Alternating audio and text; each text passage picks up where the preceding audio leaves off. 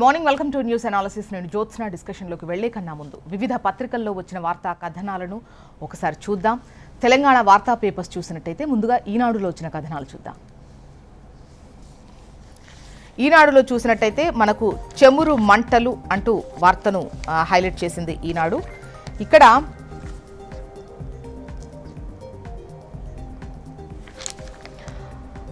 ప్రధాన వార్తగా చెమురు మంటలను చూడొచ్చు.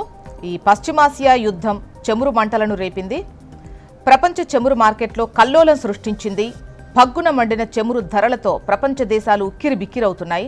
కొన్ని దేశాలు చెమురు పంపిణీలో రేషన్ ప్రారంభించగా మరికొన్ని ఇంధన ధరలను పెంచేస్తున్నాయి.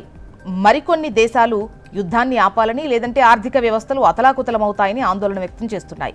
ఇరాన్ సుప్రీం లీడర్గా అయతుల్లా ముజ్తబా ఖమేనీ ఎన్నిక కాగానే చెమురు క్షేత్రాలను రవాణాను లక్ష్యంగా చేసుకుని ఇరాన్ తీవ్ర దాడులకు దిగడంతో కలవరం మొదలైంది. ఫలితంగా ఒక్కరోజే ముడి చెమురు ధర బ్యారెల్కు $30 పైగా పెరిగింది. ఇటు ఇరాన్లోని లక్ష్యాలపై అమెరికా, ఇజ్రాయెల్ దాడులు కొనసాగించాయి అంటూ ఈ వార్తను హైలైట్ చేశారు. ఇక శాంతి భద్రతలతోనే ప్రగతి అని అంటున్నారు సీఎం రేవంత్ రెడ్డి. శాంతి భద్రతలతోనే అభివృద్ధి సాధ్యమవుతుందని, వాటిని కాపాడాల్సిన బాధ్యత పోలీసులపై ఉందని ముఖ్యమంత్రి రేవంత్ రెడ్డి స్పష్టం చేశారు. హైదరాబాద్లోని రాజా బహదూర్ వెంకట్రామిరెడ్డి తెలంగాణ పోలీస్ అకాడమీలో 2 రోజుల పాటు ఫ్యూచర్ రెడీ పోలీసింగ్ పేరుతో రీట్రీట్ 2026 నిర్వహించారు. ముగింపు కార్యక్రమంలో సీఎం ముఖ్య అతిథిగా పాల్గొని మాట్లాడారు. ఇక జనగణనకు కొత్త కార్పొరేషన్లను పరిగణలోకి తీసుకోం. వారార్ వరకు జేహెచ్ఎంసీనే. ఒకే వంట చేసుకుంటేనే ఉమ్మడి కుటుంబం. ప్రజలు వాస్తవాలు చెబితే దేశానికి మేలు. జనాభా లెక్కల విభాగం రాష్ట్ర డైరెక్టర్ భారతి హోళికేరి. సో ఒకే దగ్గర ఒకే ఇంట్లో ఉండి ఒకే వంట చేసుకున్నప్పుడే ఉమ్మడి కుటుంబంగా పరిగణిస్తారు అని చెప్పేసి, అండ్ ఈ జనగణన జరుగుతున్నప్పుడు ముఖ్యంగా కుటుంబాలకు సంబంధించినటువంటి వివరాలు, అంటే వాళ్ళ వివరాలు క్లియర్గా చెప్పండి, వాస్తవాలు చెబితే దేశానికి మేలు అని చెప్పేసి జనాభా లెక్కల విభాగం రాష్ట్ర డైరెక్టర్ ఏదైతే మాట్లాడారో అదే ఇక్కడ హైలైట్ చేశారు. ఇక కేజ్రీవాల్, సిసోదియా కవితలకు ఢిల్లీ హైకోర్టు నోటీసులు. ఢిల్లీ మద్యం కేసు విచారణ ఈ నెల 16కు వాయిదా. నెక్స్ట్ ఆంధ్రజ్యోతి. ఇక్కడ మాపై దాడులు కొనసాగితే బ్యారెల్ చెమురు $200. ఇరాన్ హెచ్చరిక. మౌలిక సదుపాయాలపై దాడులు ఇలాగే జరిగితే మేం కూడా అదే తరహా చర్యలు తీసుకుంటాం. సైనిక చర్యల నిలిపివేతకు అమెరికా, ఇజ్రాయెల్పై ఒత్తిడి తెండి. గల్ఫ్ దేశాలకు ఐఆర్జీసీ అల్టిమేటం. అంతర్జాతీయ విపణిలో $120 బ్యారెల్. అత్యవసర నిల్వల విడుదలకు G7 దేశాలు సిద్ధం. ఇక $100 తగ్గిపోయిన ధరలు. ఇరాన్ చెమురు కేంద్రాలపై దాడుల పట్ల ఇజ్రాయెల్కు అమెరికా చివాట్లు. తెలుగు రాష్ట్రాలపై యుద్ధం దెబ్బ. పశ్చిమాసియాకు ఆహార ఉత్పత్తుల ఎగుమతులు బంద్. హర్మూజ్ జలసంధి మూసివేత కొనసాగితే భారత వ్యవసాయ ఆర్థిక వ్యవస్థ కకావికలమైపోతుందనేది ఈ వార్త. పేదల ఇళ్లు కూల్చడం ప్రభుత్వ ఉద్దేశం కాదు. నాలాలు, చెరువుల ఆక్రమణతో ఇబ్బందులు, వాటిని తొలగించేందుకే పునరుద్ధరణ పనులు. మూసీ ప్రక్షాళన అడ్డుకుంటే నగరానికి అన్యాయం. ఆస్తులు కోల్పోయే వారికి పరిహారం. ఇల్లు కోల్పోతే ఇల్లు.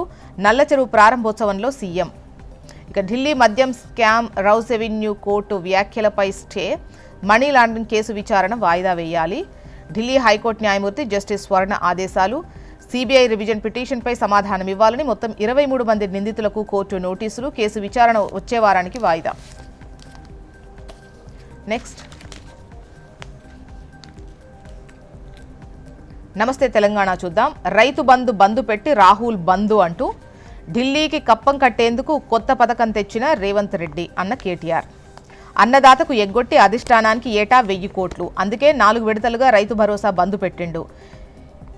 ఇచ్చిండ్రో ఇయ్యలేదో తెలవనప్పుడు నువ్వేం సీఎం. ఇందిరమ్మ రాజ్యం అంటే పేదల ఇండ్లు కూల్చుడేనా? బఫర్లోని పేదోళ్ల ఇండ్లు ముట్టకుండా బస్తీలపై పగ. బఫర్లోని పెద్దోన్ల ఇండ్లు ముట్టకుండా బస్తీలపై పగ. మూసీ తీరంలోని ఇండ్లకు 0 వాల్యూ అంటావా?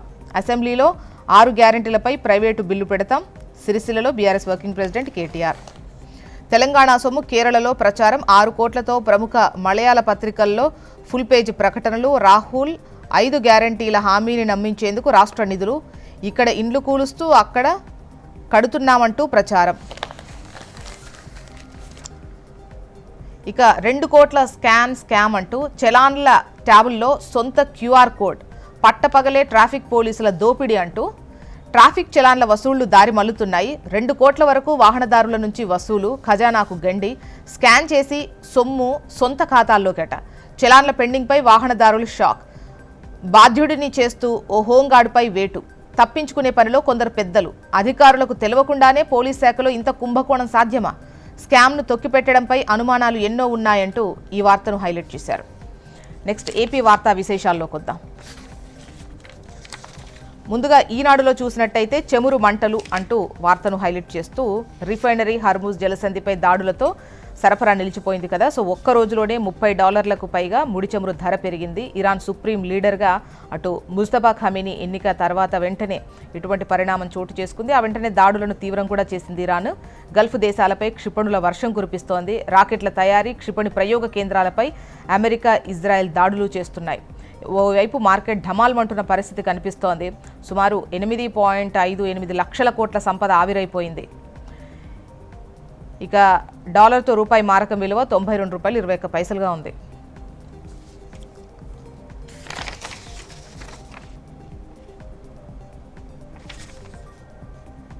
భూ సమస్యలన్నీ పరిష్కరిస్తాం అంటున్నారు సీఎం చంద్రబాబు నాయుడు. డిసెంబర్ నాటికి ఎలాంటి ఇబ్బందులు లేకుండా చూస్తాం. వైసీపీ పాలనలో రెవెన్యూ శాఖ అస్తవ్యస్తమైంది, పరిస్థితిని చక్కదిద్దుతామంటున్నారు. మీ భూమి మీ హక్కు కార్యక్రమంలో మాట్లాడినటువంటి సీఎం ఈ విధంగా హామీ ఇచ్చారు. ఇక మరోవైపు పార్లమెంట్లో పశ్చిమాసియా రభస అంటూ కల్లోలంపై చర్చకు విపక్షం పట్టు, దౌత్యమే శాంతికి మార్గమన్న కేంద్రం, ఆ దేశాల్లోని భారతీయుల భద్రతకు ప్రాధాన్యమన్న జైశంకర్, స్పీకర్ అవిశ్వాసంపై మొదలు కాని చర్చ, సీఈసీ పైన అలాంటి చర్యలకు ప్రతిపక్షాలు సమాయత్తం, మలి విడత బడ్జెట్ సమావేశాల తొలి రోజే గరం గరం అంటూ ఈ వార్తనిచ్చారు. నెక్స్ట్ ఆంధ్రజ్యోతికి వద్దాం. ఇక్కడ కూడా మనకు ప్రధాన వార్తగా చెమురు మంటలకు సంబంధించి ఇస్తూ, మాపై దాడులు కొనసాగితే బ్యారెల్ చెమురు ధర వచ్చేసి $200 చేరే అవకాశం ఉంటుంది అనేదే ఈ వార్త. ఇరాన్ హెచ్చరించింది ఈ విధంగా. ఇక తెలుగు రాష్ట్రాలపై యుద్ధం దెబ్బ అంటూ పశ్చిమాసియాకు ఆహారోత్పత్తుల ఎగుమతులు బంద్ అయిన విషయాన్ని ఇక్కడ ఇస్తూ, హర్మూజ్ జలసంధి మూసివేత ఇట్లే కొనసాగితే భారత వ్యవసాయ ఎకానమీ కకావికలమయ్యేటువంటి ప్రమాదం ఉందనేదే ఈ వార్త. ఇక భూములు ఆక్రమిస్తే జైలుకే అంటున్నారు సీఎం చంద్రబాబు నాయుడు. పైసా ఖర్చు లేకుండా మీ భూమి మీ చేతికి, దీనికోసమే రాజముద్రతో పాస్ పుస్తకాలు ఇస్తున్నామంటున్నారు సీఎం. ఇక సొమ్ము చేరిందెవరికి అంటూ జగన్ నీడలపై ఈడీ ప్రశ్నల వర్షం అంటూ ధనుంజయ రెడ్డి, కృష్ణమోహన్ రెడ్డి విచారణకు సంబంధించి వార్త అనేది ఇది. ఇక సాక్షి చూద్దాం. కానుకలు గోవింద అంటూ పరకామణిలో దొంగలు పడ్డారు. కోటి విలువైన బంగారం, వెండి కానుకల చోరీ, రెడ్ హ్యాండెడ్గా పట్టుబడ్డ పరకామణి ఉద్యోగి పెంచలయ్య. 2024లో కూటమి ప్రభుత్వం వచ్చినప్పటి నుంచి దర్జాగా దొంగతనాలు అంటూ ఈ వార్తనిచ్చారు. బంగారం దుకాణాల్లో ఆభరణాలు మార్పిడి, బ్యాంకుల్లో తాకట్టు, పెంచలయ్యపై కేసు, వెంటనే బెయిల్, అత్తెసరు రికవరీ, ఆ తర్వాత దర్యాప్తు గప్చుప్. ఇక చమురు నిల్వలే లక్ష్యం, ఇరాన్లో 30 కేంద్రాలపై ఇజ్రాయెల్ దాడులు, క్షిపణి అణు కేంద్రాలపైన బాంబుల వర్షం, తీవ్రస్థాయిలో ప్రతిచర్యకు దిగిన ఇరాన్, గల్ఫ్ దేశాల్లోని చమురు కేంద్రాలపై దాడులు. ఇక రైతన్నపై రుణపాశం అంటూ వ్యవసాయ రుణ బకాయిల్లో దేశంలో 2వ స్థానంలో ఏపీ ఉంది. ఏపీ రైతులపై 3.75 లక్షల కోట్ల రుణ భారం ఉంది. 2 లక్షల కోట్లు దాటిన పంట రుణాలు పార్లమెంటుకు వెల్లడించిన కేంద్ర ప్రభుత్వం అంటూ ఈ వార్తనిచ్చారు. మొత్తానికి ఇవి ఇవాళ వివిధ పత్రికల్లో వచ్చినటువంటి వార్తా కథనాలు. ఇప్పుడు ఒక చిన్న బ్రేక్ తీసుకుందాం. బ్రేక్ తర్వాత డిస్కషన్లోకి వెళ్దాం. Stay tuned.